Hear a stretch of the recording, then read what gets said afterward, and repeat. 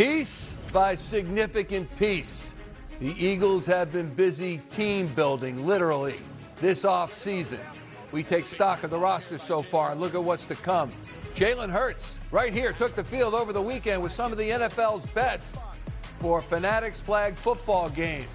We'll look at what could be in store for the Birds signal caller this season, and we kick off Barrett's breakdowns with a look at Georgia tackle Monroe Freeling.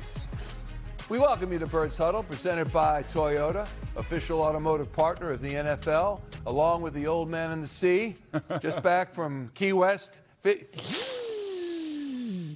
fishing. Barrett Brooks, I'm Michael Barkann. Double B, 1 month from today, exactly 1 month from today, April 23rd, in Pittsburgh, the NFL draft will commence. Level of excitement? I'm ready now. We should have it now.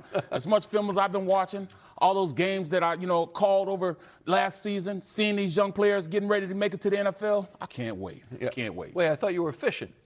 I was fishing last week. Yeah, okay. So you During won't the be season, you won't on be Saturday, for the draft. yeah, Saturday. Okay, just making sure. That brings us to our three-point stance, presented by Toyota. Stance 1, the Eagles have added pieces that will contribute right away. Woolen has been their biggest offseason addition so far, and he is expected to start.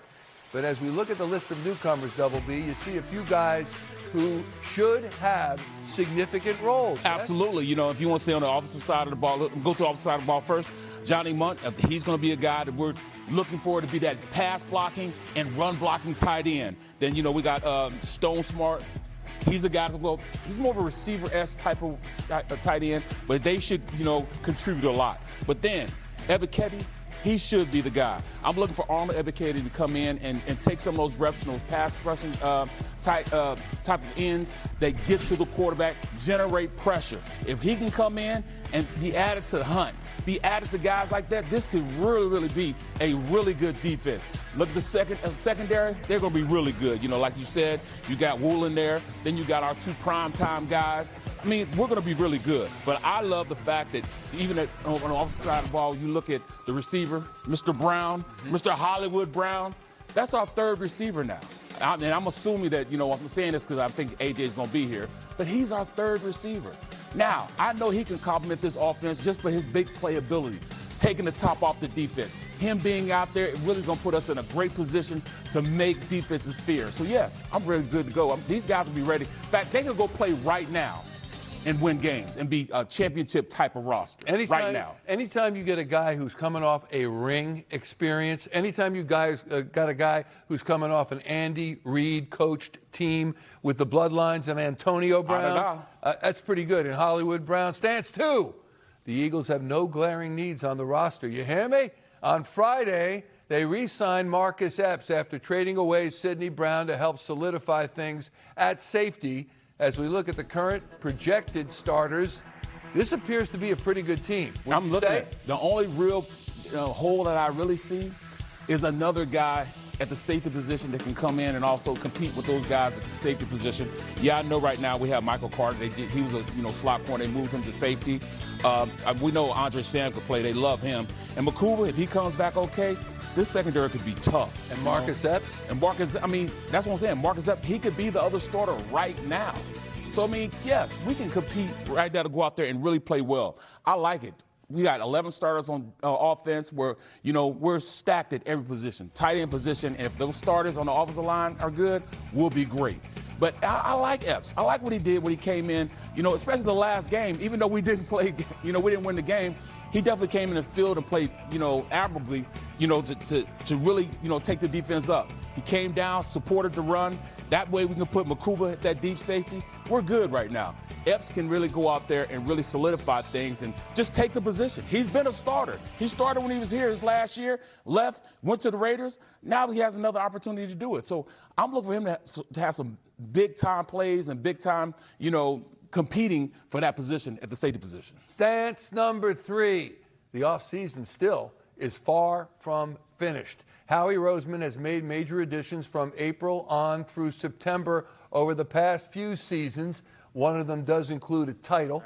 He has traded for the likes of A.J. Brown and DeAndre Swift on draft weekend. Let's remember that.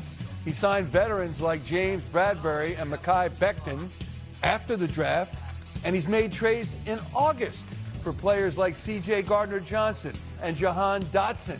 So Barrett, that guy is far from done, isn't he? He's always far from done. He's always trying to turn a stone over to see if he can find something. And I love the fact that they do that. He's always on the phone.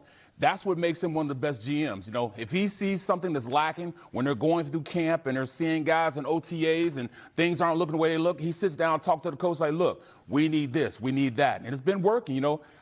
Come on, we got AJ during the draft. Then you turn around, you know, we got CJ GJ, and we're going into the season. This was August. And he ended up being, you know, one of our best safeties. In fact, when he's on the squad, we win a Super Bowl. I mean, hint, we might need to bring him back.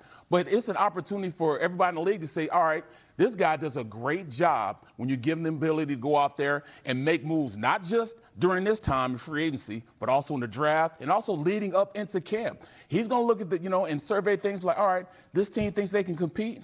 Maybe we do trade AJ after June 1st and then, you know, go out there and get something, you know, reliable for him. We can take a $20 million cap hit, but not a $43 million cap hit. And he'll make moves even up to the trade deadline. Remember Jalen Phillips, who he brought from Miami. So there is, for Howie Roseman, you're right. It's 365 for Howie Roseman. Here's the playbook.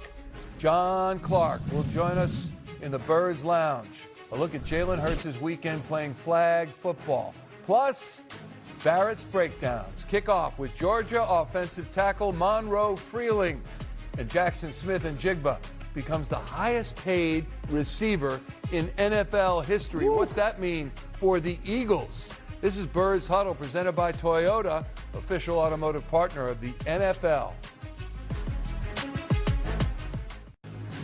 Birds Huddle presented by Toyota, proud partner of the Philadelphia Eagles and official automotive partner of the NFL.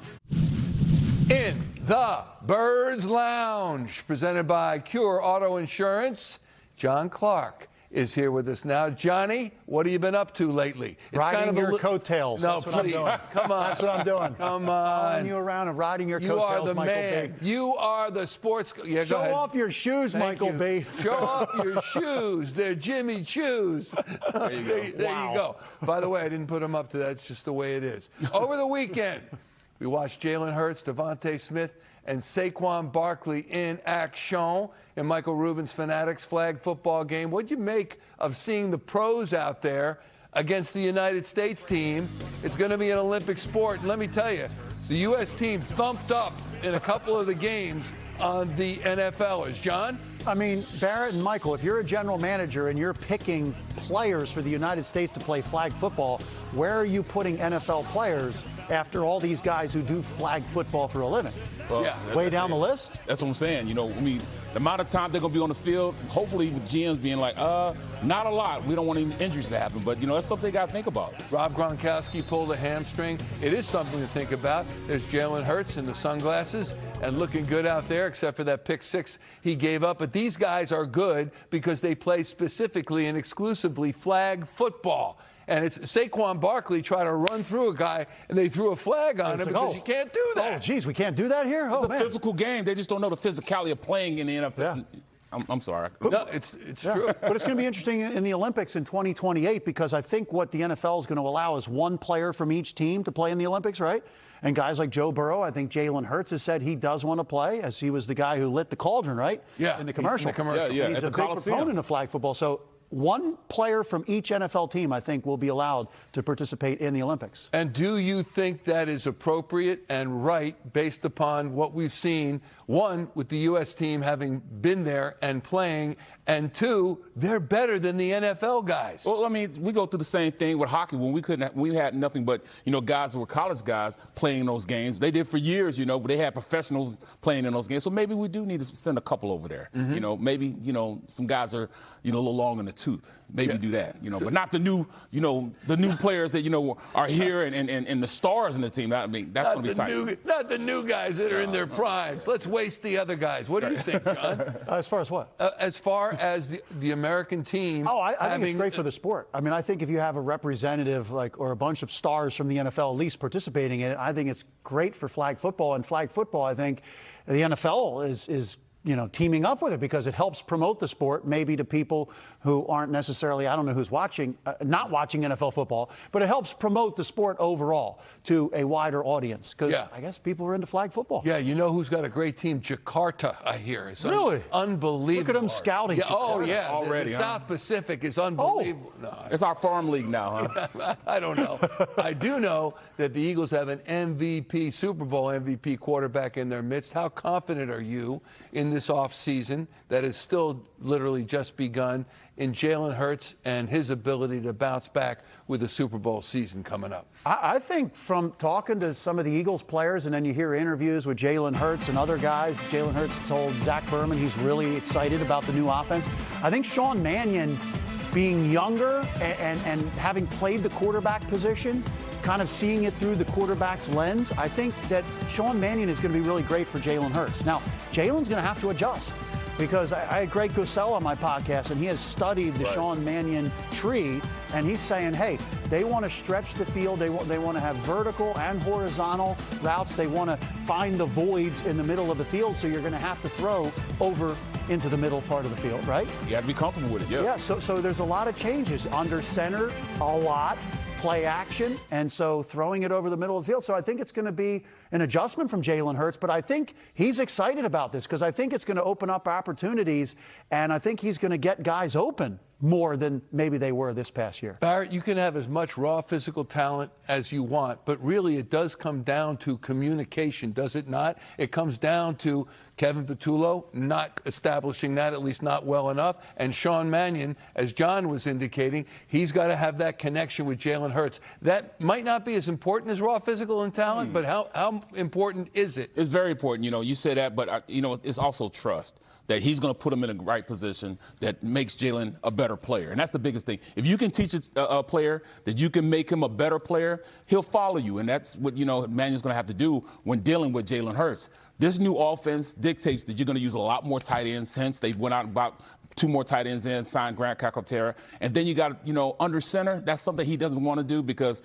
it's not necessarily he doesn't want to do, but you have to turn your back to the defense. When you're doing play action, you turn your back. When you turn your back, you got to trust that people are going to be where they're supposed to be. Because when you turn around and you got somebody in your face, you got to know where the ball's supposed to go. So I think that's more something he's going to have to get used to. But I can see him definitely being a great player in this offense because now you can boot out, use his running ability, waggle protections.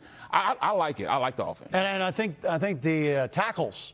The offensive tackles, definitely going to love it. They're going to love it because Lane Johnson had indicated in that interview that he's not going to be in isolation as much. Yes. And on an island, trying to defend some of the best pass rushers in the league. Yeah, because, it's a solid protection. When you do play action, solid protection, meaning more blockers in.